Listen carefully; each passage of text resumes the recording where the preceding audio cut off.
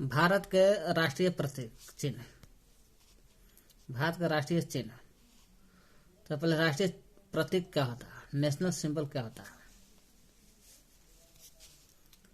भारत का राष्ट्रीय प्रतीक सारनाथ में जाइएगा तो वहां मिलेगा अशोक के सी स्तंभ मिलता है। यही अशोक के सी स्तंभ के शीर्ष भाग की अनुकृति है। भारत का राष्ट्रीय प्रतीक कौन सा है? भारत का राष्ट्रीय प्रतीक सारनाथ में है। कौन? अशोक के सी स्तंभ है ना, यही सी स्तंभ के शीर्ष भाग की अनुकृति बनाया गया है भारत का राष्ट्रीय प्रतीक। भारत सरकार ने राष्ट्रीय प्रतीक जो है अशोक स्तंभ के शीर्ष भाग के अनुकृत किया है। वही भारत सरकार ने इसे 26 जनवरी 1950 को अपनाया था। 26 जनवरी 1950 को संविधान लागू हुआ था, उस समय राष्ट्रीय प्रतीक को अपनाया। प्रतीक के नीचे मुंड उपनिषद में लिखा सूत्र सतमेव जयते देवनागरी लिपि में अंकित है। ये तो अशोक स्तंभ के जो शीर्ष भाग के है, यही नीचे दिखेगा मुंड उपनिषद में लिखा गया है ये सतमेव जयते, वो भी देवनागरी लिपि में। कैसा? देवनागरी लिपि में लिखा गया। मुंडकोपनिषद में लिखा हुआ है, कह रहा है प्रतीक के नीचे मुंडकोपनिषद में लिखा सूत्र सतमेव जयते। मुंडकोपनिषद में लिखा है सतमेव जयते, देवनागरी लिपि में लिखा गया। मुंडकोपनिषद में लिखा सूत्र सतमेव जयते देवनागरी लिपि में अंकित है। शासकीय कार्यों में प्रयोग में लाए जाने वाले राष्ट्रीय प्रतीक अलग अलग रंग के होते हैं। शासकीय कार्य में प्रयोग में जो लाया जाता है, शासकीय कार्य के प्रयोग में लाया जाता है, वो राष्ट्रीय प्रतीक अलग अलग रंग के होते हैं। शासकीय कार्य में राष्ट्रीय प्रतीक अलग अलग रंग के होते हैं। नीला रंग जो होता है वो राष्ट्रीय प्रतीक भारत के मंत्री द्वारा बनाया गया है। भारत के जितना मंत्री है सब भारत के मंत्री द्वारा बनाया गया है नील का।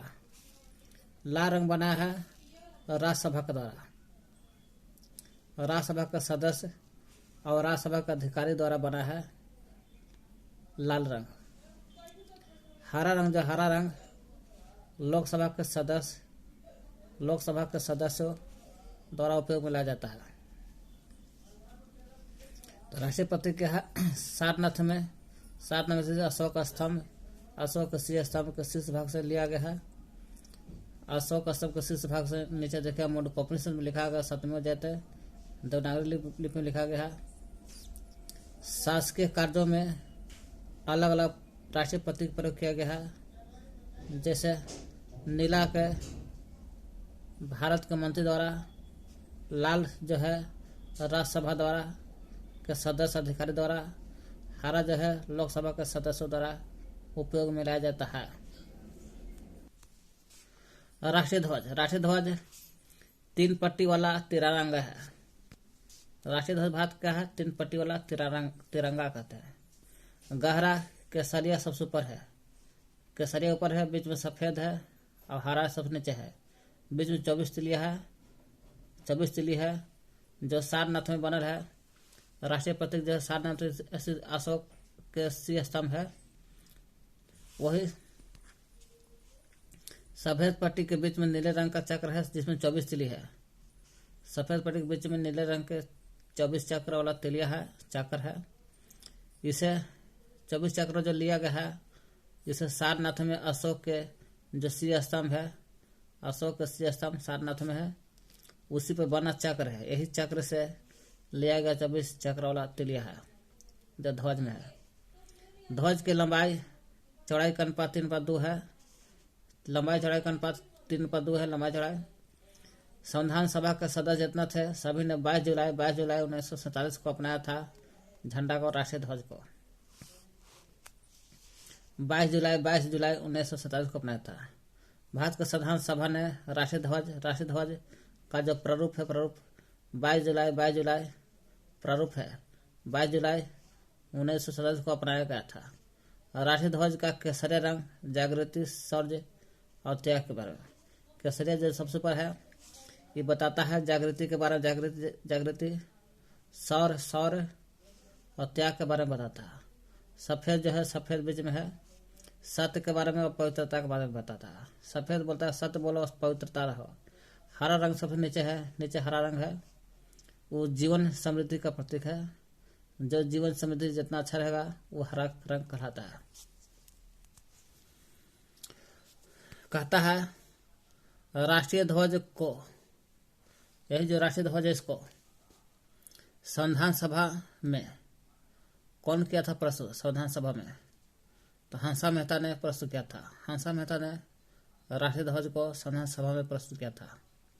भारतीय ध्वज संहिता जो है, जो हंसा मेहता ने संविधान सभा में प्रस्तुत किया, वही ध्वज को 2002 के अनुसार बोला गया कि 2002 ईस्वी के अनुसार सभी भारतीय नागरिक है, सभी के सभी भारतीय नागरिक को और निजी संस्थान है जहाँ जहाँ आदि को भी राष्ट्रीय ध्वज प्रदर्शन का अधिकार दिया गया। 2002 ईस्वी के अनुसार बोला गया सभी भारतीय नागरिक और निजी संस्थान को झंडा फहरा सकता है, कोई दिक्कत नहीं है। जनवरी 2004 आता है। जब जनवरी 2004 आता है तो एक महत्वपूर्ण निर्णय लिया जाता है। इसमें बोलता है हाई कोर्ट बोलता है हाई कोर्ट के उसमें मुख्य न्यायाधीश जो थे BN खरे थे। BN खरे की अध्यक्षता में हाई कोर्ट ने यह कहा कि अनुच्छेद 19 के 1 में आता है मूल अधिकार। 19 के 1 के अ के अधीन राष्ट्रीय ध्वज फहराना नागरिक का मूल अधिकार बताया। जनवरी 2004 ईस्वी को एक महत्वपूर्ण निर्णय होता है हाई कोर्ट में अध्यक्षता कौन कर रहे थे? खरे, BN खरे ने अध्यक्षता में किया। कहा कि 19 के 1 के अ के अनुसार झंडा फहराना राष्ट्रीय ध्वज नागरिकों का मूल अधिकार घोषित कर दिया। BN खरे ने जनवरी 2004 में। हालांकि 2002 में भी बोले था नागरिक जो है भारतीय नागरिक और निजी संस्था में राष्ट्रीय ध्वज का प्रदर्शन कर सकता है, लेकिन मूल अधिकार के बारे में जनवरी 2004 को घोषित किया। राष्ट्रीय ध्वज को राष्ट्रीय शोक के समय झुका दिया जाता है। जब राष्ट्रपति या प्रधानमंत्री और उपराष्ट्रपति का निधन हो जाता है, राष्ट्रपति, प्रधानमंत्री, उपराष्ट्रपति तीनों का निधन हो जाता है तो 12 दिन के झुका दिया जाता है। जब यही पूर्व राष्ट्रपति रहेगा, प्रधानमंत्री रहेगा पूर्व, उपराष्ट्रपति रहेगा पूर्व, तो 7 दिन के लिए झुका दिया जाता है। 12 में से 7। प्रसिद्ध झंडा गीत जय झंडा गीत झंडा ऊंचा रहे हमारा की रचना श्यामलाल प्रसाद गुप्ता जी ने किया था। श्यामलाल प्रसाद गुप्ता AC ने झंडा ऊंचा रहे हमारा को रचना किया था।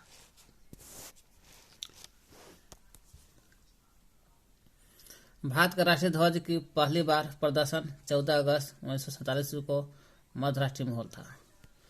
ध्वज को अपनाले था है न कह रहा है भारत के संविधान सभा ने क्या किया, राष्ट्रीय ध्वज को प्रारूप, राष्ट्रीय ध्वज का जब प्रारूप 22 जुलाई 1947 को अपनाया था। 22 जुलाई 1947 को ऐसा प्रारूप होना चाहिए, ऐसा अपनाया था 22 जुलाई को।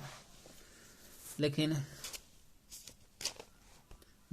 अगस्त 22 जुलाई को होता है प्रारूप का अपनाता है कि राष्ट्रीय ध्वज का प्रारूप ऐसा होना चाहिए। 22 जुलाई को अपनाता है 47 में। वही 47 जुलाई अगस्त आता है 14 अगस्त है ना, जुलाई के बाद 14 अगस्त। तो भारत के राष्ट्रीय ध्वज के पहली बार प्रदर्शन हॉल था। प्रदर्शन प्रारूप अपनाने के बाद 14 अगस्त 1947 को मध्य रात्रि में हॉल था। भारत का राष्ट्रीय ध्वज की पहली बार प्रदर्शन का हॉल था। पहली बार प्रदर्शन 14 अगस्त 1947 को मध्य रात्रि में हुआ था प्रदर्शन। तो राष्ट्रीय ध्वज में क्या देखें, 3 पट्टी वाला तिरंगा रंग, ऊपर के सरिया जो बताता है जागृति, शौर्य, त्याग के बारे में बताता है। हरा रंग बताता है जीवन समृद्धि के बारे में, जीवन समृद्धि है। सफेद जो बताता है कि सत्य बोलना चाहिए और पवित्रता के साथ रहना चाहिए। 3:2 के लंबाई चौड़ाई के अनुसार इसका क्षेत्रफल है लंबाई चौड़ाई का अनुपात है। संविधान सभा के सदस्य ने 22 जुलाई 1947 को अपनाया था, प्रारूप अपनाया था। तब जाके प्रारूप अपनाया 22 जुलाई को। जुलाई के बाद 14 अगस्त आता है, इसको प्रदर्शन होल था ध्वज को। वही मध्य रात्रि में प्रदर्शन होता है, पहली बार प्रदर्शन। यही राष्ट्रीय ध्वज को संविधान सभा ने प्रारूप तैयार किया था 22 जुलाई 1947 को। वही संविधान सभा में प्रस्तुत होल था। राष्ट्रीय ध्वज को संविधान सभा में प्रस्तुत कर लेता हंसा मेहता ने। राष्ट्रीय ध्वज को संविधान सभा में प्रस्तुत कौन करता? हंसा मेहता ने प्रस्तुत किया। तब जाके 2002 ईस्वी के अनुसार बोला गया सभी नागरिक रहेगा, अगर भारत के या निजी संस्था रहेगा, सभी को राष्ट्रीय ध्वज प्रदर्शन करने का, फहराने का अधिकार है। जनवरी 2004 आता है, 2 वर्ष के बाद जनवरी 2004। इसमें भी हाई कोर्ट बोलता है। हाई कोर्ट के उसमें मुख्य न्यायाधीश है BN खरे की अध्यक्षता में। उसमें बोला गया कि सभी नागरिकों को मूल अधिकार दे दिया गया झंडा फहराना। अनुच्छेद 19 के 1 के अ के अनुसार सभी राष्ट्रीय ध्वज को शोक के समय झुका दिया जाता है। प्रधानमंत्री, उपराष्ट्रपति मरते हैं तो 12 दिन के झुका दिया जाता है, और जब पूर्व प्रधानमंत्री, राष्ट्रपति, उपराष्ट्रपति मरते हैं तो 7 दिन के लिए झुका दिया जाता है। झंडा ऊंचा रहे हमारा की रचना श्यामलाल प्रसाद गुप्ता जी थे। पहली बार राष्ट्रीय ध्वज को प्रदर्शन फहराया गया था 14 अगस्त 1947 को। मध्य रात्रि में अपनाया गया था 22 जुलाई को 1947 को। राष्ट्रगान को इंग्लिश बोलते हैं नेशनल एंथम। एंथम माने गान होता है, राष्ट्रगान नेशनल एंथम। राष्ट्रगान को रविन्द्रनाथ ठाकुर द्वारा लिखा गया था। राष्ट्रगान कौन है? जन गण मन, रविन्द्रनाथ ठाकुर द्वारा 24 जनवरी 1950 को भारत का राष्ट्रीय गाना स्वीकार किया गया। भारत का राष्ट्रीय गान 24 जनवरी। 2 दिन बाद 26 जनवरी को राष्ट्रीय प्रतीक जो है भारत सरकार ने इस 26 जनवरी 1950 को अपनाया था। भारत का राष्ट्रीय प्रतीक कौन है? सारनाथ में स्थित अशोक के सी स्तंभ शीर्ष भाग का अनुकरण किया। तो यही है भारत का राष्ट्रीय प्रतीक अशोक स्तंभ से 26 जनवरी 1950 को। 2 दिन पहले ही हो गया था राष्ट्रीय गान जन गण मन को 24 जनवरी 1950 को रविन्द्रनाथ ठाकुर द्वारा लिखा गया था।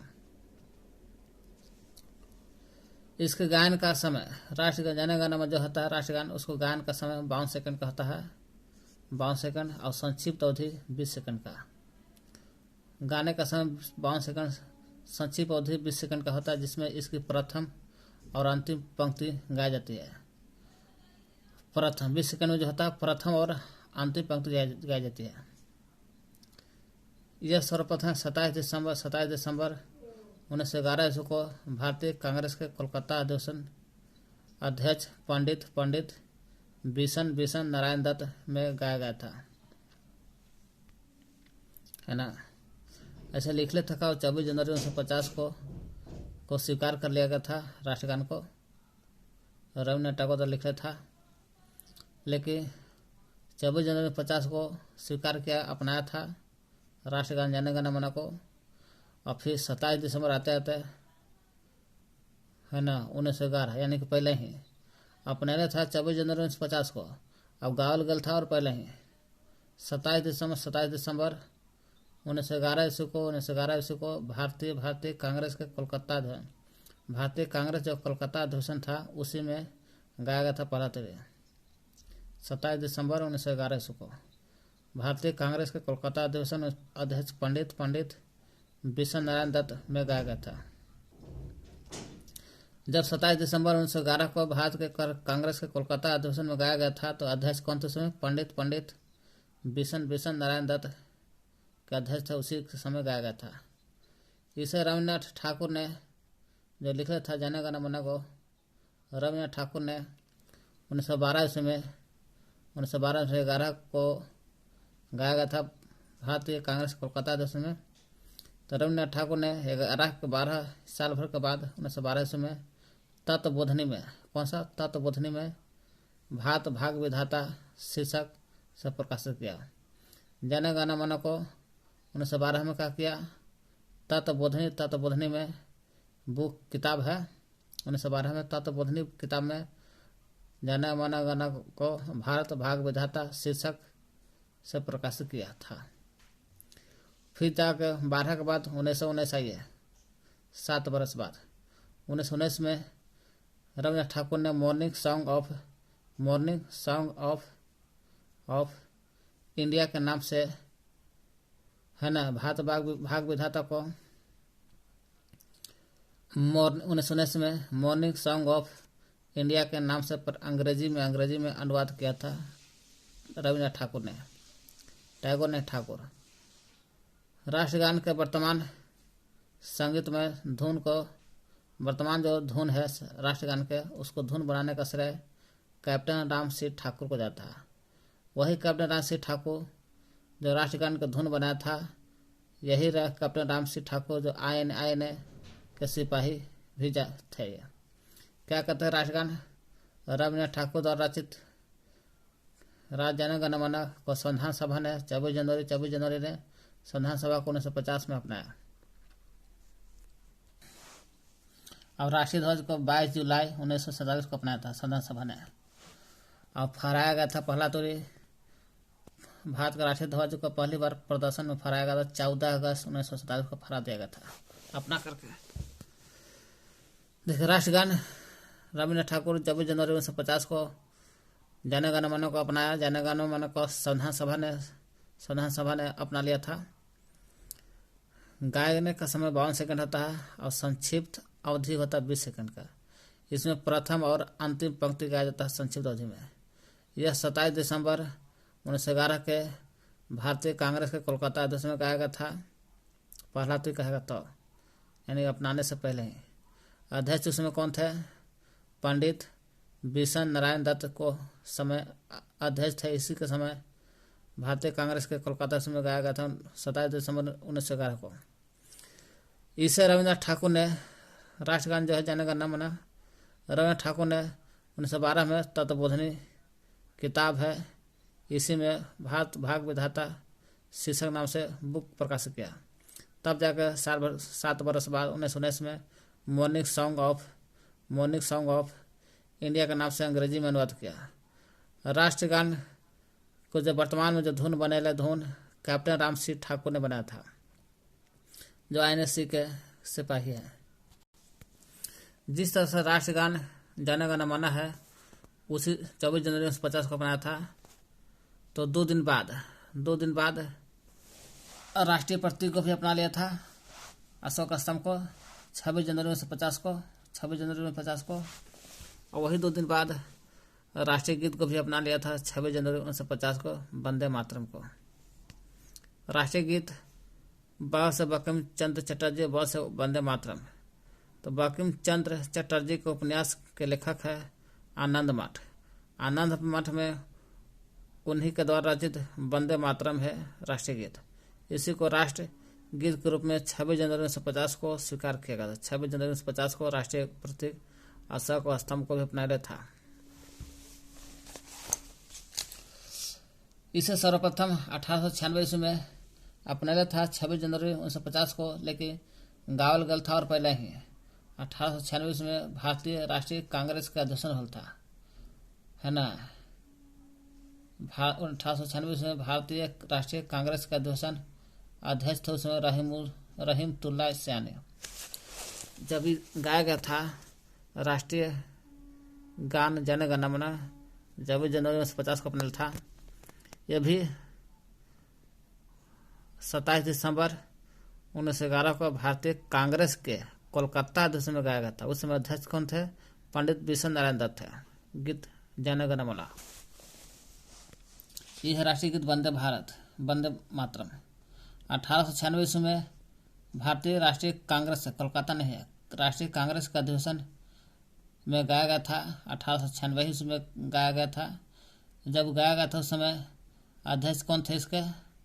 भारतीय राष्ट्रीय कांग्रेस के अध्यक्ष कौन थे? अध्यक्ष रहीमतुल्लाह सियानी थे। इसी के समय गाया गया था। इस गीत को गाने का समय 1 मिनट 5 सेकंड लगता है। 1 मिनट 5 सेकंड में 65 सेकंड लग गया वंदे भारत को गाने में। किसी व्यक्ति को राष्ट्रगीत गाने के लिए बाध्य नहीं किया जा सकता। किसी भी व्यक्ति को राष्ट्रीय गीत वंदे मातरम गाने के लिए बाध्य नहीं कर सकता, अपने ही से गाना पड़ता है। कह रहा भारतीय संसद के जो शुरुआत होता है, संसद लोकसभा से चुन कर जाते हैं। संसद का अधिवेशन जब भी प्रारंभ होता है, संसद का अधिवेशन जब भी स्टार्ट होता है, संसद का अधिवेशन चलता है जब, उसमें प्रारंभ होता है जन गण मन से और समापन खत्म होता है वंदे मातरम के गायन से खत्म होता है। संसद के अधिवेशन के प्रारंभ के समय और अंतिम खत्म होते वक्त। राष्ट्रीय कैलेंडर देखते हैं। राष्ट्रीय कैलेंडर जो है ग्रिगोरियन कैलेंडर, ग्रिगोरियन कैलेंडर के साथ देश भर के लिए संघ पर आधारित राष्ट्रीय जो पंचांग है, इसी को सरकारी प्रयोग के लिए 22 मार्च 1957 को अपनाया। पूछेगा राष्ट्रीय कैलेंडर कौन है, तो राष्ट्रीय पंचांग है। राष्ट्रीय पंचांग यही राष्ट्रीय कैलेंडर है। ग्रिगोरियन कैलेंडर के साथ देश भर में ग्रिगोरियन कैलेंडर है, इसी के साथ पूरे देश भर में एक संस्कृत पर चलने वाला राष्ट्रीय पंचांग है। राष्ट्रीय पंचांग संस्कृत पर है, तो देश भर के लिए ग्रिगोरियन कैलेंडर पर चलने वाला भी है और संस्कृत पदार्थ है। यही राष्ट्रीय पंचांग को सरकारी प्रयोग में लाया जाता है कैलेंडर, जो 22 मार्च 1957 को अपनाया था राष्ट्रीय कैलेंडर को, 22 मार्च 1957 को। इसका प्रथम महीना चैत होता है। प्रथम महीना चैत होता है राष्ट्रीय कैलेंडर के अनुसार, प्रथम महीना चैत। यह इसका पहला महीना चैत होता है। यह सामान्यतः समान वर्ष में देखा जाए 22 मार्च को 1957 को अपनाया था, इसलिए 22 मार्च को, और लीप वर्ष में 21 मार्च को प्रारंभ होता है। राष्ट्रीय कैलेंडर जो है, राष्ट्रीय पंचांग संस्कृत जो है, ये 22 मार्च होता है। सामान्य वर्ष का जनरल दिन में 22 मार्च, और लीप ईयर आएगा तो एक वर्ष पहले ही, एक दिन पहले ही लीप वर्ष में 21 मार्च को प्रारंभ होता है राष्ट्रीय कैलेंडर, राष्ट्रीय पंचांग जो संस्कृत पर आधारित है। तो राष्ट्रीय कैलेंडर को ग्रिगोरियन कैलेंडर के आधार पर पूरे देश भर में संस्कृत पर आधारित राष्ट्रीय पंचांग को अपनाया 22 मार्च 1957 को इसका अपनाया गया था। यही 22 मार्च को समान वर्ष में माना जाता है और लीप वर्ष में 21 मार्च को माना जाता है। मार्च को प्रारंभ होता है पहला महीना चैत है। राष्ट्रीय पुष्प कमल है, कमल जो नीलम्बो न्यूसिफेरा कहते हैं वैज्ञानिक नाम। नीलम्बो कमल को नीलम्बो न्यूसिफेरा गार्टन कहते हैं राष्ट्रीय फूल से। पक्षी है मयूर को जो बोलते हैं हम लोग पाओ क्रिस्टेटस, मयूर जो है पाओ क्रिस्टेटस। पशु का है राष्ट्रीय पशु बाघ है, बाघ को हम लोग कहते हैं पैंथेरा टाइग्रिस लिनायस, पैंथेरा टाइग्रिस लिनायस। राष्ट्रीय फल आम है, आम को मैनेगी फेरा इंडिका कहते हैं, मैनेगी फेरा इंडिका। भारत का राष्ट्रीय फल आम है, राष्ट्रीय फल। वृक्ष ब से बरगद, राष्ट्रीय वृक्ष बरगद। फाइकस बेंथालेसिस भारत का राष्ट्रीय वृक्ष है, बरगद, फाइकस बेंथालेसिस। नदी कहेगा नदी, राष्ट्रीय नदी 4 नवंबर 2008 को गंगा को राष्ट्रीय नदी घोषित किया गया है ना। नदी जो है राष्ट्रीय है, 4 नवंबर 2008 को गंगा नदी राष्ट्रीय नदी है। राष्ट्रीय जलीय जीव गंगा डॉल्फिन है। जलीय जीव में पहले कोई नहीं था, लेकिन 2008 में होता गंगा को 4 नवंबर 2008 को गंगा को राष्ट्रीय नदी माना गया। साल भर के बाद राष्ट्रीय जलीय जीव आता है गंगा डॉल्फिन जो गंगा नदी में डॉल्फिन रहता है उसको गंगा डॉल्फिन कहते हैं। इसका रासायनिक नाम है प्लाटीनेस्टा, प्लाटानेस्टा गैंगेटिका का है। 5 अक्टूबर तब नवंबर 5 अक्टूबर 2009 को राष्ट्रीय जलीय जीव घोषित किया गया। 2009 को जलीय जीव गंगा डॉल्फिन को। राष्ट्रीय पशु, ऐसे पशु है, पशु आपको हो गया बाघ, पैंथेरा टाइग्रिस। लेकिन विरासत बहुत बड़ा पशु कहेगा, राष्ट्रीय विरासत पशु हाथी एलिफास इंडिका को मानते हैं। हाथी को वैज्ञानिक नाम एलिफास इंडिका है। भारत का विरासत पशु है एलिफास इंडिका हाथी।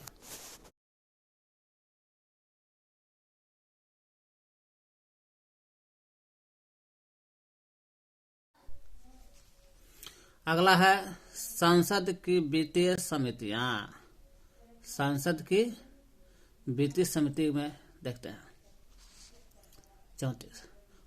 पहला देखते हैं प्राक्कलन समिति है ना। फिर देखेंगे लोक लेखा समिति, लोक लेखा के बाद तीसरा देखेंगे सरकारी उपक्रम की समिति। फिर चौथा देखें कुछ अन्य मुख्य समिति जैसे कार्य मंत्रण समिति, गैर सरकारी सदस्यों के विधेयकों तथा संकल्प संबंधी समिति, नियम समिति, अनुसूचित जाति और जनजाति कल्याण संबंधी समिति और ग्रंथालय समिति देखेंगे। तो संसद की वित्तीय समिति में पहले प्राक्कलन समिति देखते हैं।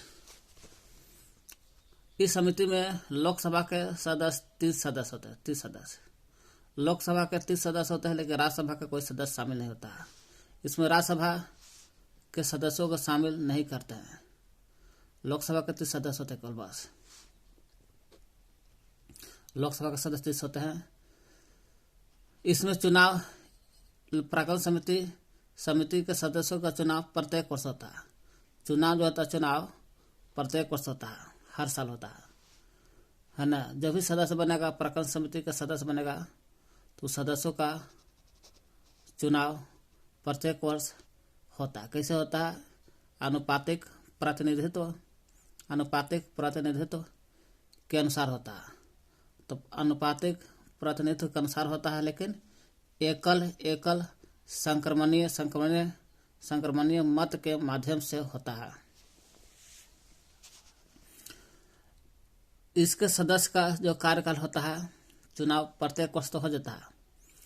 अनुपातिक प्रतिनिधित्व एकल संक्रमणीय मत के माध्यम से होता है, लेकिन वही सदस्य का चुनाव हो जाने के बाद वही सदस्य का कार्यकाल 1 वर्ष का होता है। कार्यकाल 1 वर्ष का होता है, और जब 1 वर्ष का होता है तो प्रत्येक वर्ष मई महीना में कार्यकाल प्रारंभ होता है। प्रत्येक वर्ष चुनाव हो रहा तो जाहिर सी बात है कार्यकाल भी 1 वर्ष होता होगा। और मई महीना में कार्यकाल प्रारंभ होता है और 30 अप्रैल को समाप्त होता है कार्यकाल। मई में स्टार्ट, 30 अप्रैल को खत्म होता है सदस्यों का कार्यकाल। 1 वर्ष ना हो गया। समिति का अध्यक्ष लोकसभा के अध्यक्ष द्वारा मनोनीत किया जाता है। क्यों? लोकसभा के सदस्य 30 गो है, वही ना मनोनीत करेगा, चुनेगा। लोकसभा के जो भी अध्यक्ष होता है, अध्यक्ष द्वारा मनोनीत होता है, अध्यक्ष बनता है। पूछेगा प्राक्कलन समिति का अध्यक्ष कौन होता है? इसके अध्यक्ष को कौन चुनता है?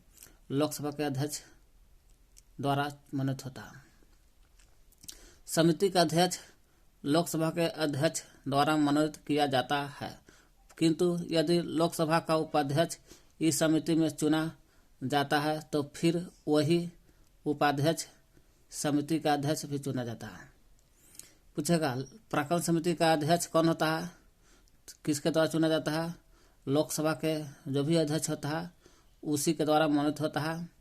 लेकिन किसी कारण से लोकसभा का उपाध्यक्ष अगर चुना नहीं जाए तो यही उपाध्यक्ष अध्यक्ष भी बन जाता है। यह समिति सरकारी खर्च में कैसे कमी लाए, सरकारी जो खर्च है वो खर्च में कैसे कमी लाई जाए और अच्छा काम हो जाए कम खर्चा में, और संगठन में कैसे कैसे कुशलता लाया जाए कि कोई भी संगठन अच्छा हो जाए, तथा प्रशासन में कैसे सुधार किया जाए कि अच्छा प्रशासन बन जाए आदि विषय पर रिपोर्ट देता है।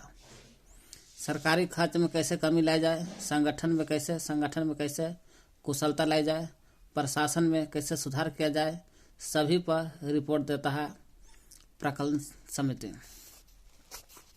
300 लोग सदस्य। प्राक्कलन समिति के प्रतिवेदन पर सदन में बहस नहीं होता।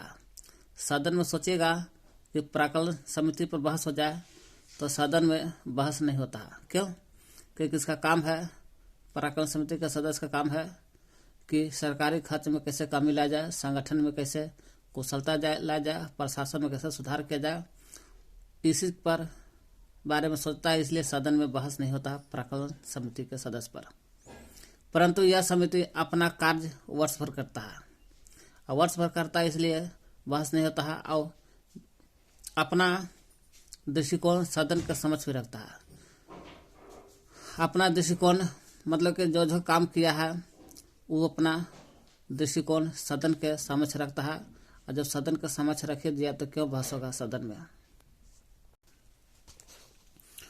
तो प्राक्कलन समिति में लोकसभा के 30 सदस्य होते हैं, राज्यसभा का सदस्य नहीं होता है। इसके सदस्यों का चुनाव आनुपातिक प्रतिनिधित्व एकल संख्या मत से होता है। इसका कार्यकाल 1 वर्ष का होता है। क्यों? कि मई से स्टार्ट होता, 30 में खत्म होता, 30 अप्रैल को 1 साल हो गया। इसका अध्यक्ष कौन था? अध्यक्ष लोकसभा के अध्यक्ष द्वारा मनोनीत होता है ना। लोकसभा के अध्यक्ष का देगा वही प्राक्कलन समिति का अध्यक्ष बनता है। अब किसी कारण से लोकसभा का उपाध्यक्ष इस समिति में चुना गया तो समझिए कि वह प्राक्कलन समिति का अध्यक्ष भी बन जाता है। सरकारी खर्च में कैसे कमी लाया जाए, कुशलता कैसे लाया जाए, संगठन में कोई भी संगठन बनता है कैसे कुशलता लाया जाए, प्रशासन में कैसे सुधार किया जाए आदि पर रिपोर्ट देता है। इसलिए सदन में बहस नहीं होता। क्यों? क्योंकि सालों भर वर्ष भर काम करती है, और जो भी काम करता है वह अपना दृष्टिकोण सदन के समक्ष रखता है। और जब सदन के समक्ष रखा इसलिए बहस नहीं होता सदन में इसका बारे में। लोक लेखा समिति जो है ना, यही प्राक्कलन समिति के जुड़वा बहन कहते हैं। क्योंकि कम 30 सदस्य होता लोकसभा के, राज्यसभा का नहीं होता। ओकर जुड़वा है लोक लेखा समिति। प्राक्कलन समिति के जुड़वा बहन के रूप में ज्ञात जानते हैं। क्यों? लोक लेखा समिति में टोटल 22 सदस्य होता है।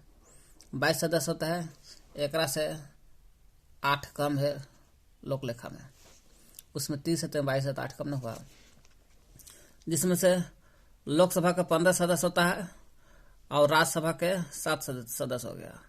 15 7 22। इसलिए लोकसभा की संख्या ज्यादा है, 15 हुआ, इसलिए लघु लोकसभा भी बोलते इसको। इसमें 15 सदस्य लोकसभा द्वारा चुना जाता है सदस्य, और 7 सदस्य राज्यसभा द्वारा 1 वर्ष के लिए चुना जाता है। यह भी 1 वर्ष के लिए होता है, और प्राक्कलन समिति भी 1 वर्ष का था। लघु लोकसभा भी बोलते हैं इसको, लोक लेखा समिति को, जो जुड़वा है प्राक्कलन के। इस समिति के सदस्यों का संसद द्वारा प्रत्येक वर्ष आनुपातिक प्रतिनिधित्व के आधार पर एकल संक्रमणीय मत प्रणाली की सहायता से चयन किया जाता। और प्राक्कलन समिति के भी यही हाल था। इस संसद द्वारा चुना जाता है प्रतिवर्ष आनुपातिक प्रतिनिधित्व प्रणाली के आधार पर, एकल संक्रमणीय मत प्रणाली के आधार पर संसद द्वारा। और प्राक्कलन समिति जो है इसका चुनाव होता है प्रत्येक वर्ष, वही अनुपातिक प्रतिनिधित्व एकल संक्रमणीय मत के माध्यम से।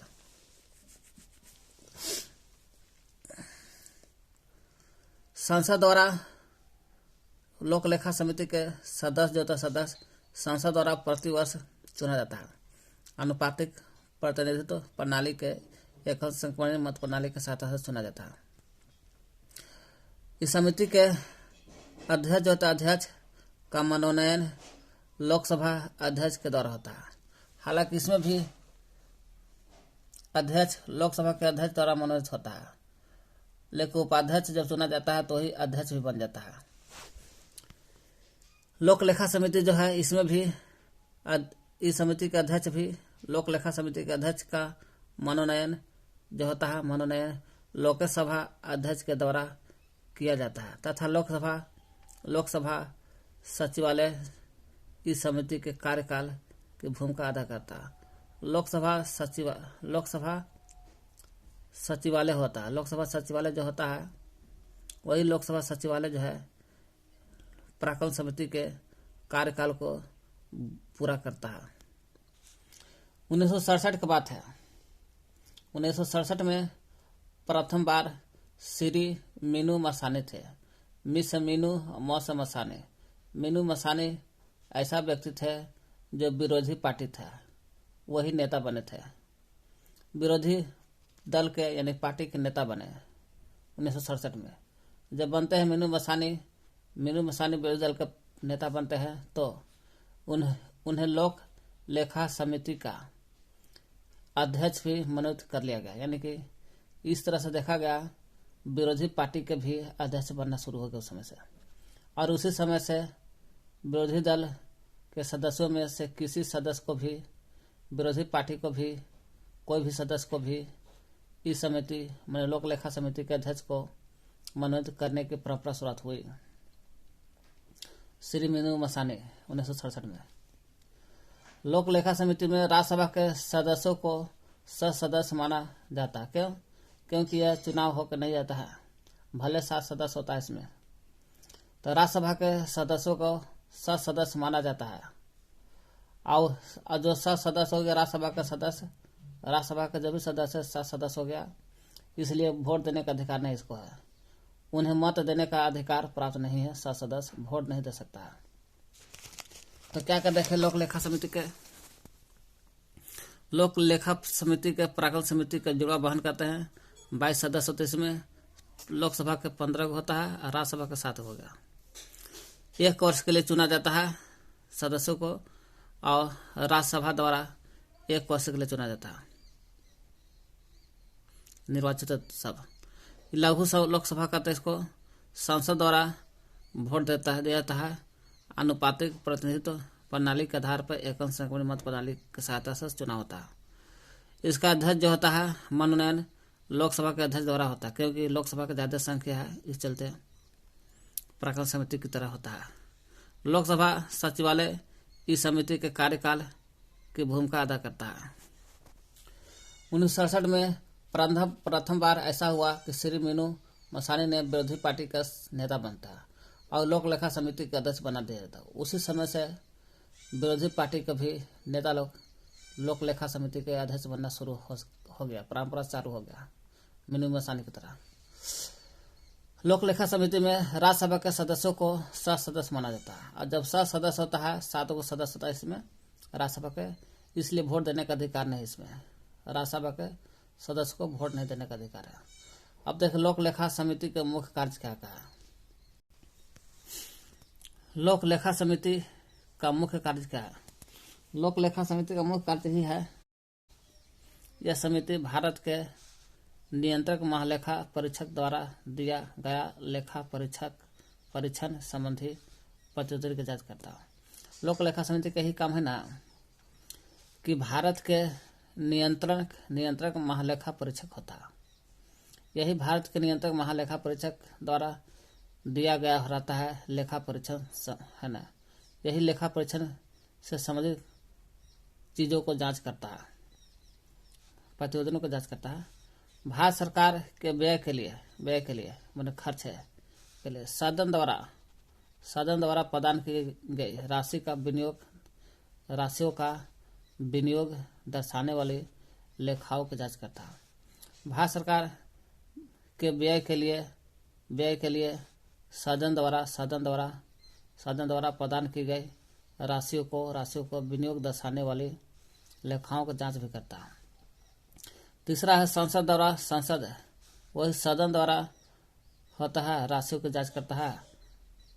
और संसद द्वारा प्रदान की गई धनराशि होता है। यही धनराशि के अतिरिक्त धनराशि को व्यय किया गया हो तो समिति लोक लेखा समिति जो होता है उन परिस्थितियों की जांच करती है जिसके कारण अतिरिक्त व्यय करना पड़ा हो। जो अतिरिक्त व्यय कितना हुआ का उसकी जांच करता है संसद द्वारा दी गई धनराशि को। जांच करता है। समिति लोक लेखा समिति राष्ट्रपति के वित्तीय मामलों के संचालन में अपव्यय, भ्रष्टाचार, अकुशलता में कमी के किसी प्रमाण को खोज सकती है। राष्ट्रपति के वित्तीय मामला होता है।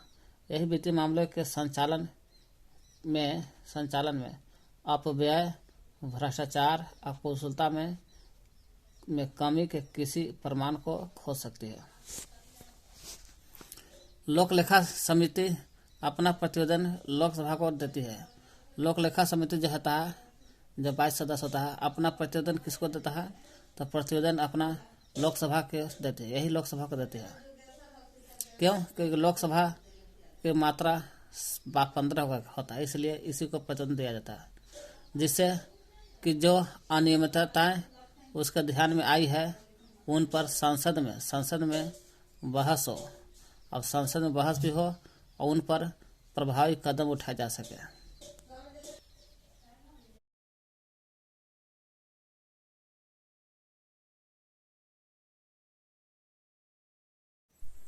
सरकारी उपक्रमों की समिति। सरकारी उपक्रमों की समिति पहले देखते हैं। इसमें यह भी समिति है कृष्ण मेनन समिति। कृष्ण मेनन समिति की स्तुति पर 1963 में सार्वजनिक उपक्रमों पर नियंत्रण के लिए, किसके लिए? सार्वजनिक उपक्रम जो है इसी पर नियंत्रण के लिए लोकसभा ने सार्वजनिक उपक्रम समिति को, यही सार्वजनिक उपक्रम समिति को व्यवस्था कर लिया था। पूछेगा कृष्ण मेनन समिति के आधार पर क्या हल था? 1963 में क्या हल था? सार्वजनिक उपक्रम को नियंत्रण करना था। कौन करेगा? लोकसभा करेगा। लोकसभा किसकी व्यवस्था करेगा? वही सार्वजनिक उपक्रम समिति की व्यवस्था करेगा। कौन? लोकसभा। 1963 में वही कृष्ण मेनन समिति के संस्तुति पर 1963 में सार्वजनिक उपक्रमों पर नियंत्रण के लिए लोकसभा ने सार्वजनिक उपक्रम समिति की व्यवस्था की। यही सरकारी उपक्रम जो है, यही इस समिति में 22 सदस्य होते हैं। यानी कि सार्वजनिक उपक्रम समिति जो है ना, यही मेन हेडिंग हो गया। एक तो से यह है सार्वजनिक उपक्रम में, पहला सरकारी उपक्रम में सार्वजनिक उपक्रम समिति आता है। इसमें इस समिति में 22 सदस्य होते हैं। कौन? सार्वजनिक उपक्रम समिति जो है इसमें 22 सदस्य होते हैं। 22 सदस्य में कौन चुनता है? लोकसभा ने। इसलिए लोकसभा के 15 सदस्य और तथा राज्यसभा के 7 सदस्य होते हैं। राज्यसभा द्वारा आनुपातिक प्रतिनिधित्व की एकल संक्रमण मत पद्धति द्वारा निर्वाचित किए जाते हैं। कोई भी मंत्री, हालांकि सब में देख रहे हैं एकल संक्रमणीय मत आनुपातिक प्रतिनिधि की एकल संक्रमणीय मत पद्धति द्वारा निर्वाचित किए जाते हैं। कोई भी मंत्री इस समिति का सदस्य नहीं हो सकता, चाहे लोकसभा का मंत्री रहे या राज्यसभा का मंत्री रहे, सार्वजनिक उपक्रम समिति के सदस्य नहीं होते। अगर कोई भी मंत्री जो है, कोई भी मंत्री इस समिति का सदस्य नहीं होता है। प्रत्येक वर्ष मई के प्रारंभ होता है, तो मई के प्रारंभ में इस समिति का गठन होता है। तो क्या करते हैं हम लोग? कृष्ण मेनन समिति के आधार पर 1963 में सार्वजनिक उपक्रमों को नियंत्रण करने के लिए लोकसभा ने सार्वजनिक उपक्रम समिति की व्यवस्था किया। इसमें सार्वजनिक उपक्रम समिति में 22 सदस्य होते हैं, जिसमें लोकसभा के 15 सदस्य, राज्यसभा के 7 राज्यसभा द्वारा चुने जाते हैं। आनुपातिक प्रतिनिधित्व की एकल संक्रमणीय मत पद्धति द्वारा निर्वाचित किए जाते हैं। कोई भी मंत्री जो है सार्वजनिक उपक्रम समिति का सदस्य नहीं होता है। कोई भी मंत्री इस समिति का सदस्य नहीं होते हैं। प्रत्येक वर्ष मई के प्रारंभ में इस समिति का गठन होता है। मई के प्रारंभ में इस समिति का गठन किया जाता है। प्राक्कलन समिति को था जो प्रत्येक वर्ष मई के में स्टार्ट होता है। 30 अप्रैल अगला वर्ष 30 अप्रैल को समाप्त हो जाता है। उसी तरह सार्वजनिक उपक्रम समिति में प्रत्येक वर्ष मई के प्रारंभ में इस समिति का गठन होता है। इस समिति का अध्यक्ष लोकसभा अध्यक्ष द्वारा नामित किया जाता है। क्योंकि लोकसभा की ज़्यादा संख्या है इसलिए लोकसभा के द्वारा नाम दिया जाता है। जबकि प्राक्कलन समिति में देख रहे हैं कि 30 को लोकसभा का सदस्य है, राज्यसभा का नहीं था। जबकि इसमें देखा जाए लोक लेखा समिति में जब प्राक्कलन समिति के जुड़ा बहन है ऊपर अलग है, इसमें लोकसभा के 15 को और राज्यसभा के 7 को, इसलिए लोकसभा के ज़्यादा है, लघु लोकसभा कहते हैं लोक लेखा को। अगला है सरकारी उपक्रम समिति। इसमें भी 22 सदस्य होते हैं। 15 को लोकसभा के, 7 को राज्यसभा का होता है। राज्यसभा का 7 को होता है। और चुनाव तो सबके होता है। अब प्रत्येक वर्ष मई में प्रारंभ होता है, गठन होता है। समिति का अध्यक्ष लोकसभा अध्यक्ष द्वारा नाम दिया जाता है। क्योंकि लोकसभा के संख्या जाते हैं इसलिए लोकसभा अध्यक्ष द्वारा नामजद किया जाता है। इस समिति के निम्नलिखित कार्य है, जैसे सरकारी उपक्रम का हो या सार्वजनिक उपक्रम समिति का हो। इस समिति के निम्नलिखित कार्य कौन करें?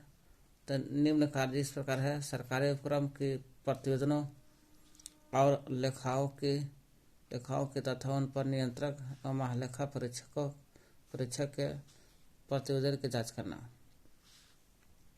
पहला काम यह है कि सरकारी उपक्रम रहेगा, इसलिए सरकारी उपक्रम है तो भाई सरकारी उपक्रम के प्रतिवेदन जो रहता है वो प्रतिवेदन की जांच करना है, प्रतिवेदन को जांच करना है। और सरकारी उपक्रम के लेखा जो होता है लेखा की तथा प्रतिवेदन और लेखाओं को जांच करके ये दोनों पर नियंत्रक और महालेखा परीक्षक के प्रतिवेदनों की जांच भी करना है। नियंत्रक और महालेखा परीक्षक रहता है, इसको भी जांच करना है। ऐसे विषय की जांच करना है जो सदन में या अध्यक्ष द्वारा निर्दिष्ट किए जाते हैं। ऐसा विषय भी जांच करना है। ऐसा विषय का जांच करना है जो विषय सदन में या अध्यक्ष द्वारा निर्दिष्ट किया जाता है, उसी विषय को जांच करना है। कुछ अन्य मुख्य समितियां जैसे कार्य मंत्रणा समिति रिवाइज कर लेते हैं। कृषि मेलन समिति के आधार पर 1963 में सार्वजनिक उपक्रम को नियंत्रण करने के लिए लोकसभा ने सार्वजनिक उपक्रम समिति की व्यवस्था करला या सरकारी उपक्रम समिति की व्यवस्था की। 22 सदस्य होते हैं। लोकसभा के 15 को, राज्यसभा के 7 को। ये लोकसभा है, एल से लोकसभा।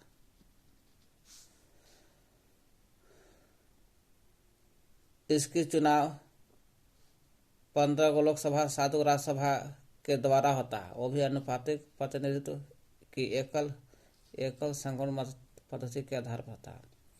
कोई मंत्री इस समिति का सदस्य नहीं होता। प्रत्येक वर्ष मई के प्रारंभ होता है गठन।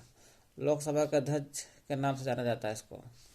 इसका काम यही है सरकारी उपक्रम के प्रतिवेदन और लेखाओं की जांच करना, उन पर नियंत्रक महालेखा परीक्षक के प्रतिवेदन को भी जांच करना।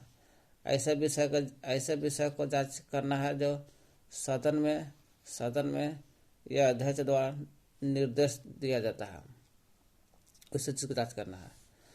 कुछ अन्य प्रमुख मुख्य समितियां कौन कौन है? कार्य मंत्रणा समिति में होता रहा है, सुनिए। लोकसभा की कार्य मंत्रणा समिति में तो लोकसभा के होता भी राज्यसभा के होता है।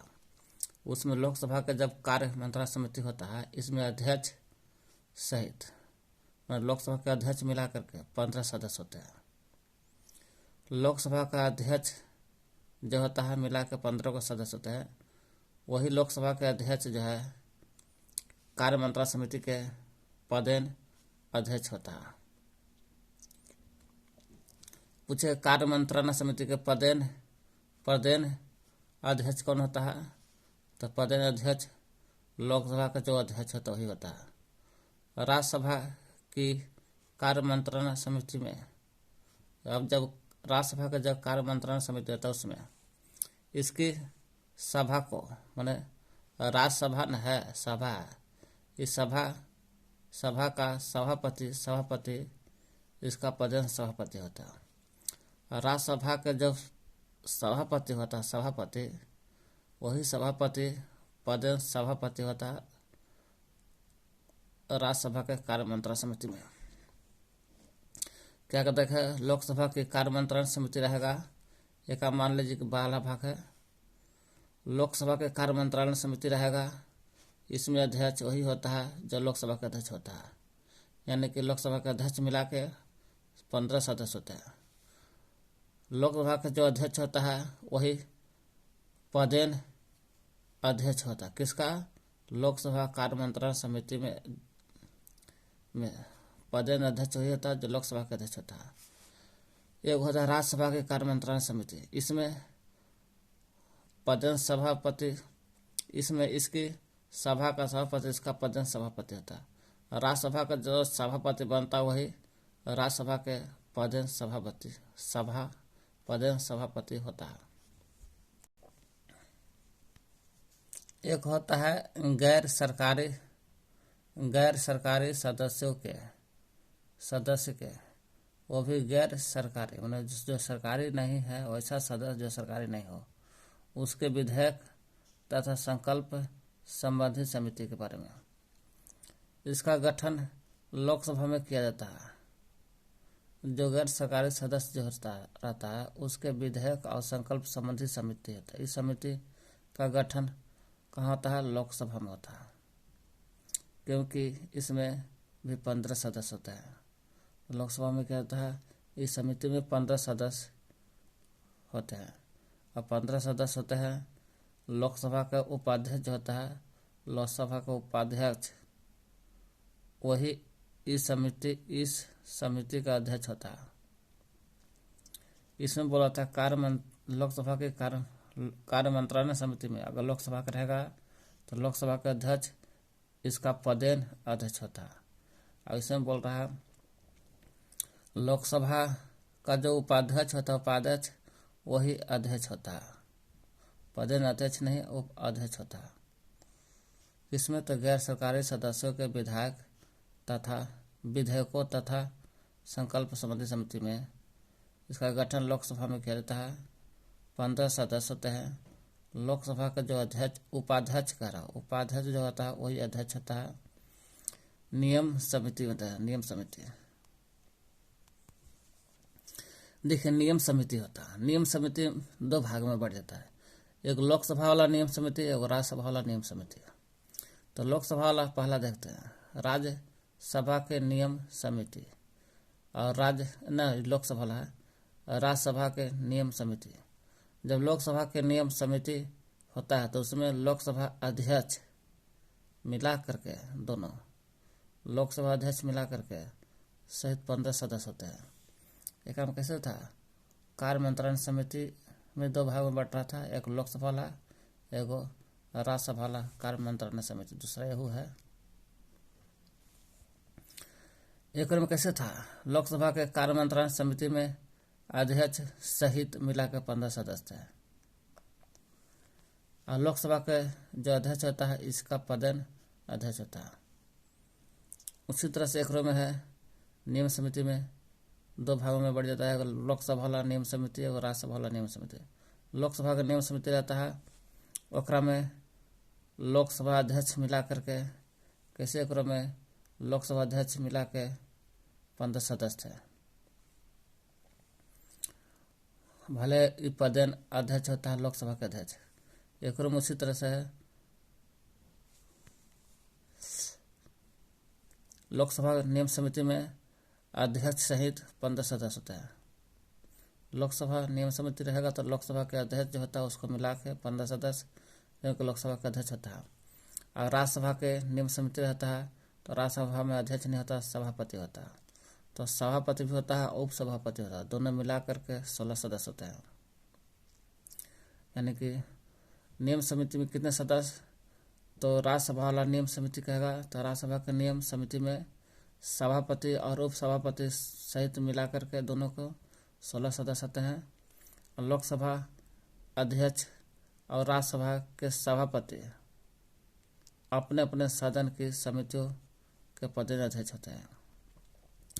मैंने कह रहा है लोकसभा के अध्यक्ष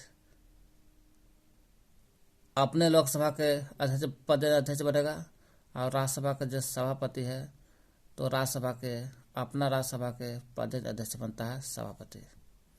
तो पूछेगा नियम समिति कितने भाग, 2 भाग में लोकसभा और राज्यसभा नियम समिति। लोकसभा नियम समिति में लोकसभा के अध्यक्ष मिला देला का पास 15 सदस्य होता है और राज्यसभा के नियम समिति में 1 बढ़ जाता है कि राज्यसभा में सभापति और उप सभापति बढ़ गया, इसलिए 16 सदस्य होते हैं। लोकसभा नियम समिति में लोकसभा के अध्यक्ष अपना पद अध्यक्ष बनता है और राज्यसभा के नियम समिति में राज्यसभा के सभापति अपना पद अध्यक्ष बनता है। वही का लोकसभा अध्यक्ष और राज्यसभा के सभापति।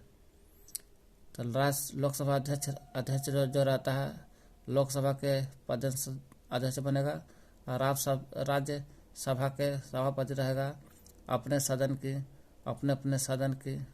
अपने सदन की समितियों के पदेन अध्यक्ष होते हैं। ये नियम समिति देखो सलग होता है राज्यसभा में।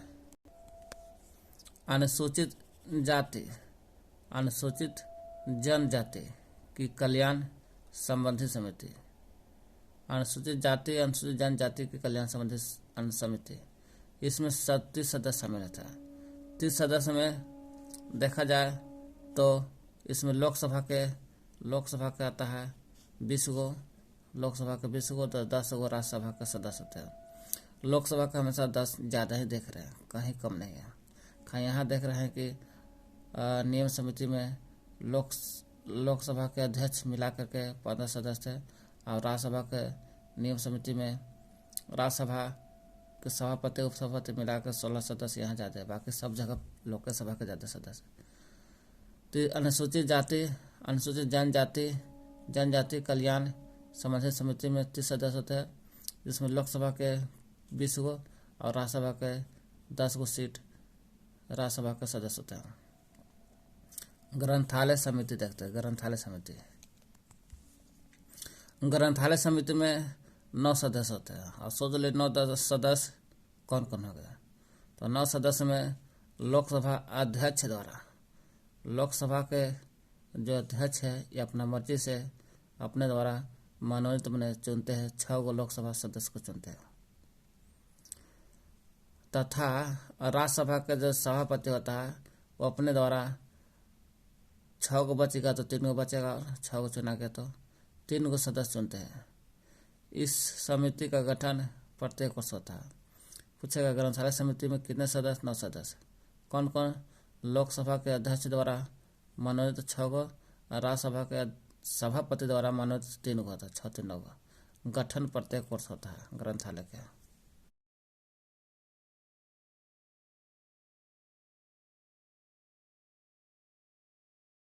पंचायती राज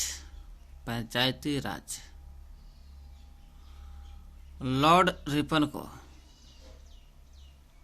1882, लॉर्ड रिपन जो है ना उसको 1882 ईस्वी को 1882 का संकल्प स्थानीय स्वशासन के लिए मैग्ना कार्टा का हैसियत रखता है।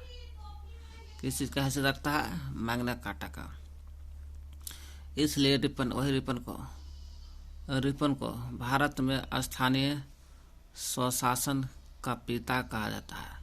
पूछे लॉर्ड रिपन क्या है? 1882 में 1882 में क्या हुआ था? स्थानीय स्वशासन के लिए स्थानीय स्वशासन के लिए मैग्ना कार्टा का हैसियत रखता है।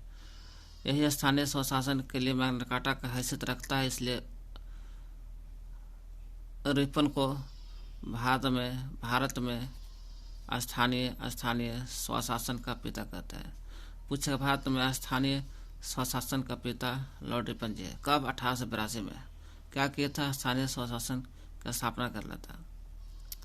इसी के लिए मैग्ना कार्टा की स्थापना होता। कह रहा स्वतंत्र भारत में क्या पंचायती राज है। पंचायती राज्य का शुभारंभ कब हुआ था? तो शुभारंभ स्वतंत्र भारत में हुआ था।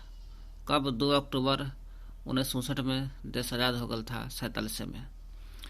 तो 1959 ईस्वी को भारत के प्रथम प्रधानमंत्री थे पंडित जवाहरलाल नेहरू। ऐसे याद करें ना, 1959 तक प्रधानमंत्री जवाहरलाल नेहरू थे।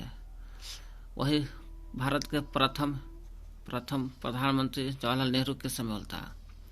और जवाहरलाल नेहरू प्रधानमंत्री जवाहरलाल नेहरू के द्वारा होल था। कहाँ? तो राजस्थान में होल था। राजस्थान में नागौर जिला में होल था। पूछेगा पंचायती राज का शुभारंभ कब होता? 2 अक्टूबर 1959 को। कहाँ? तो राजस्थान में। राजस्थान में कहाँ? तो नागौर जिला में। इसके द्वारा तो पंडित जवाहरलाल नेहरू के द्वारा। कब? 2 अक्टूबर 1959 को। क्या हुआ था? पंचायती राज का स्थापना हुआ था 2 अक्टूबर 1959 को नेहरू द्वारा राजस्थान में नागौर जिला में। 2 अक्टूबर के बाद 9 दिन के बाद 11 अक्टूबर 1959 को पंडित जवाहरलाल नेहरू ने आंध्र प्रदेश राज्य में पंचायती राज का प्रारंभ कर लेता। ये भी पंचायती राज का प्रारंभ 11 अक्टूबर के बाद दूसरा तो होता। प्रथम बात तो राजस्थान के नागौर जिला में होता था 2 अक्टूबर को। दूसरा तो 11 अक्टूबर 1959 का था 59 था। आंध्र प्रदेश के राज्य में होता था पंचायती राज का प्रारंभ। तो क्या कहता है पंचायती राज में? लॉर्ड रिपन द्वारा होता है पंचायती राज की स्थापना 1882 में। स्थानीय स्वशासन के लिए होता था, इसलिए स्थानीय स्वशासन के लिए मैग्ना कार्टा का हैसियत रखता है। इसलिए स्थानीय स्वशासन के पिता रिपन को कहते हैं। रिपन को कहाँ कहते हैं? स्थानीय स्वशासन के पिता भारत में कहते हैं। पंचायती राज का शुभारंभ 2 अक्टूबर को 1959 को पंडित जवाहरलाल नेहरू द्वारा राजस्थान में नागौर जिला में, फिर 11 अक्टूबर को होता आंध्र प्रदेश राज्य में। ईस्वी दोनों के सेम है। 73वां किससे संबंधित है? 73वां संविधान संशोधन पंचायती राज से है। ये 73वां में आता है भाई। वाह, याद कर ले। पंचायती राज 73वां संविधान संशोधन में आता है। कब बोलता है? 73वां संविधान संशोधन पंचायती राज से संबंधित है। सही बात है। भाग 9 में है। भाग 9 में भले है। अनुच्छेद 243 में है। अनुच्छेद 243 क से अड़ तक कुल 16 हो गया। क से अड़ तक गिनिएगा तो 16 तक हो जाता है। गिन लीजिएगा क अड़ तक। अनुच्छेद 11 का प्रावधान भी किया गया। अनुच्छेद 11 का प्रावधान भी किया है 73 से। तो 73वां हो गया पंचायती राज से। भाग 9 अनुच्छेद 43 क से अड़ तक कुल 16 को अनुच्छेद आता है। क से अड़ तक कुल अनुच्छेद 16 का आता है। अनुच्छेद 11 का प्रावधान भी किया गया है तथा अनुच्छेद 11 का प्रावधान किया गया है 73वें में। 73वां संविधान संशोधन की मुख्य बात है जो अनुच्छेद 9 में है। 243 के क से अड़ तक है। कुल 16 का अनुच्छेद है। एक अनुच्छेद नहीं है जी। अनुसूची 11 का प्रावधान भी पंचायती से है 73वें में है। वही 73वां संविधान संशोधन की मुख्य बात है। क्या कहा है? इसमें बोला गया है पंचायती राज से संबंधित है। इसके द्वारा पंचायती जो राज होगा वो त्रिस्तरीय होगा। त्रिस्तरीय ढांचे का प्रदान किया गया है। कहा गया त्रिस्तरीय में होगा से ग्राम स्तर पर ग्राम पंचायत होगा और प्रखंड स्तर पर पंचायत समिति होगा। प्रखंड स्तर पर पंचायत समिति बनेगा और जिला स्तर पर जिला परिषद बनेगा। इसकी गठन करने की व्यवस्था है 73 में। 73वें में और बोला गया है कि पंचायती राज संस्था के प्रत्येक स्तर पर, जितना स्तर है, चाहे वो ग्राम स्तर पर ग्राम पंचायत हो, चाहे प्रखंड स्तर पर पंचायत समिति हो, जिला स्तर पर जिला परिषद हो, सभी स्तर पर एक तिहाई महिलाओं का स्थान आरक्षण के बाद हुआ है। एक तिहाई महिला का आरक्षण के बारे में चर्चा है आरक्षण के। और प्रत्येक 5 वर्ष पर पंचायती राज के चुनाव होगा। कार्यकाल कितना होगा? 5 वर्ष का होगा। अगर पंचायती राज किसी कारण से भंग हो जाता है तो 6 महीना के अंदर निर्वाचन कराना है, चुनाव करा लेना है। अगर पंचायती राज को राज्य है, इसलिए पंचायती राज न है, इसलिए राज्य की संचित निधि होता है। यही संचित निधि से अनुदान दिया जाएगा। तो पंचायती राज के बारे में देखते हैं। लॉर्ड रिपन द्वारा 1882 में होता है। स्थानीय स्वशासन के लिए होता है। मैग्ना कार्टा का हैसियत रखता है, इसलिए रिपन को किसको रिपनवा का बोलते हैं। भारत में स्थानीय स्वशासन का पिता कहते हैं। पंचायती राज का शुभारंभ 2 अक्टूबर को होता है 1959 में होता। उसमें देश आजाद होल था। पंडित जवाहरलाल नेहरू के द्वारा होल था। राजस्थान में नगौर जिला में होल था। फिर 2 दिन बाद 11 अक्टूबर को होता 1959 को होता आंध्र प्रदेश राज्य में होल था। फिर 73वां में रखता है पंचायती राज से संबंधित है। भाग 9 में है। अनुच्छेद कहेगा तो भाग 9 में अनुच्छेद 43 में है। क से तक कुल 16 का अनुच्छेद होता है। अनुच्छेद 16 को। लेकिन अनुसूची कहेगा अनुसूची 11 का प्रदान भी 73 में है। 73वां बोलता है 73 ढांचा से कहा कि ग्राम पंचायत और पंचायत समिति प्रखंड स्तर पर होगा। तो प्रखंड स्तर पर पंचायत समिति बनेगा और जिला स्तर पर जिला परिषद। तीनों में 1/3 स्थान महिला का आरक्षण देने के बाद होता है। और 5 वर्ष के लिए बात होता है ना। 6 महीने के अंदर अगर भंग होता है तो 6 महीने के अंदर निर्वाचन करा लेना है। इसको राज्य के जो संचित निधि होता है, इसी से धन दौलत मिलेगा, अनुदान दिया जाएगा। 73वें संविधान संशोधन के बाद पंचायती राज अधिनियम का निर्माण करने वाला प्रथम राज्य कर्नाटक। 73वां संविधान संशोधन हो गया था, उसके बाद की बात है। पंचायती राज अधिनियम का मान अधिनियम नियम बनाने वाला का निर्माण करने वाला प्रथम राज्य कर्नाटक होल था। नियम बनाने वाला ऐसे तो शुरुआत हो गया था आपको नियम को नहीं 2 अक्टूबर को राजस्थान नगर जिला में जो नियम बनल था पहला तो कर्नाटक में। पंचायती राज अधिनियम कर्नाटक में था। देखिए 74वां संविधान संशोधन था। थोड़ा 74वां देखते हैं। जिस तरह 73वां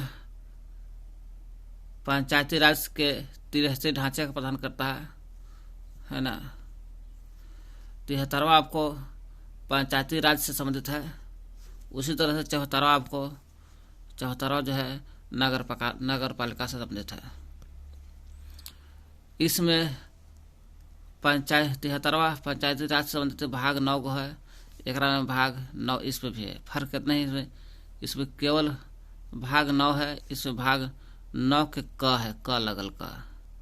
74वां एक बढ़ गया है, इसलिए 74 के क लग गए। अनुच्छेद 1 में 43 के क से आड़ा तक है।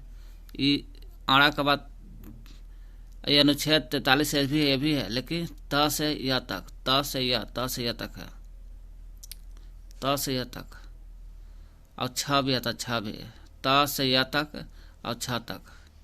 ये 12वीं अनुसूची में है और ये 11वीं अनुसूची में है। अनुसूची कहेगा अनुसूची 11वीं में है 73वां पंचायती राज और नगर पालिका कहिए या 74वां कहिए 12वीं अनुसूची में है।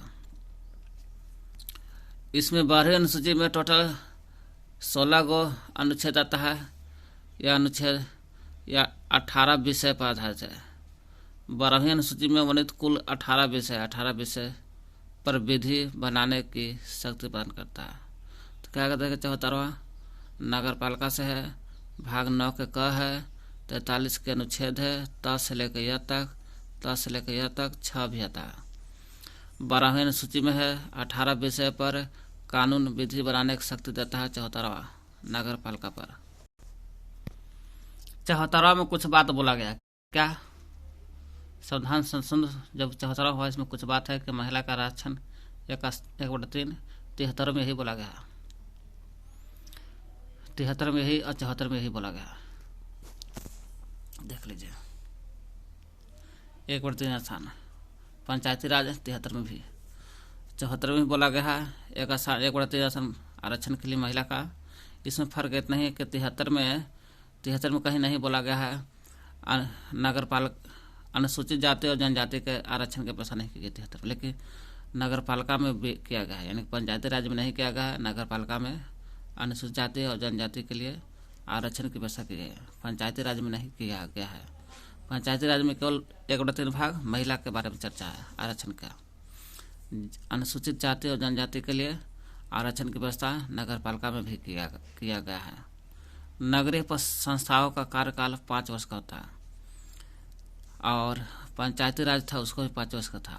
दोनों के विघटन स्थिति में 6 माह के अंदर चुनाव कराना पड़ता है। नगर पंचायती राज को अनुदान देने की संस्था करता है पंचायती राज्य की संचित निधि से भंग होने निधि से होता है न कर रहा राज्य की संचित निधि से इन संस्थाओं को अनुदान देने की व्यवस्था की गई है, यानी कि पंचायती राज को त्रिस्तरीय ढांचे को पंचायती राज त्रिस्तरीय ढांचा है ये। चलिए हो गया। नगर पालिका के प्रकार। नगर पालिका के कितने प्रकार होता है सुनिए। नगर पंचायत, नगर परिषद, नगर निगम 3 होता है। पंचायती राज के 3 प्रकार है। ग्राम पंचायत ग्राम स्तर पर, प्रखंड स्तर पर पंचायत समिति था और जिला स्तर पर जिला परिषद, ये भी 3 है। नगर पालिका के प्रकार भी 3 है। नगर है तो समय लग रहेगा, नगर पंचायत रहेगा गो, परिषद रहेगा और नगर निगम रहेगा। नगर निगम परिषद पंचायत। नगर पंचायत जब रहेगा तो ऐसा ग्रामीण क्षेत्र रहेगा, पंचायत है तो पंचायत में ग्रामीण क्षेत्र रहेगा, ऐसा ग्रामीण क्षेत्र जो नगर क्षेत्र में परिवर्तन हो रहा है। ग्रामीण क्षेत्र जो नगर में परिवर्तन हो रहा है उसे कहते हैं नगर पंचायत, जैसे रघुनाथपुर। नगर परिषद मतलब छोटे छोटे नगर क्षेत्र के लिए, छोटे छोटे नगर क्षेत्र होता है। जैसे ऐसा ग्रामीण क्षेत्र जो नगर क्षेत्र में कन्वर्ट हो रहा है, तो नगर क्षेत्र में कन्वर्ट हो रहा होता है नगर पंचायत कहते हैं। यही नगर क्षेत्र छोटा छोटा रहता है, ग्रामीण क्षेत्र से बनकर नगर क्षेत्र बन जाता है और बड़ा नहीं। अगर छोटा नगर क्षेत्र बना है तो नगर परिषद कहते हैं, नगर परिषद। छोटे नगर क्षेत्र के लिए नगर परिषद। अगर नगर क्षेत्र छोटा है तो नगर परिषद। अगर बड़े नगर क्षेत्र के लिए अगर नगर क्षेत्र बड़ा होगा तो नगर निगम कहते हैं, नगर निगम। तो नगर पंचायत तो ग्राम से बनता, ग्राम क्षेत्र से नगर क्षेत्र बनता है, कन्वर्ट होता है तो उसे नगर पंचायत कहते हैं। और नगर पंचायत अगर बन जाता है, अगर छोटा बनता है नगर पंचायत तो परिषद, और बड़ा बनता है तो नगर निगम कहते हैं। यही नगर पालिका में आता है, 74वां संविधान संशोधन में आता है। नगर निगम नगर पालिका कहिए, नगर पालिका में आता है नगर निगम। बड़े बड़े नगर क्षेत्र होते हैं उसे नगर निगम कहते हैं। नगर निगम बड़े नगर क्षेत्र कहते हैं। वही नगर निगम की स्थापना सबसे पहले देखा गया, बड़े बड़े नगर क्षेत्र है उसे नगर निगम कहते हैं। वही नगर निगम की स्थापना सर्वप्रथम मद्रास में होता है। मद्रास में होता है 1687 में, देश आज़ाद होने से पहले मद्रास में होता है। मद्रास में 1687 में की गई थी नगर निगम की स्थापना, सर्वप्रथम कहा जाता है।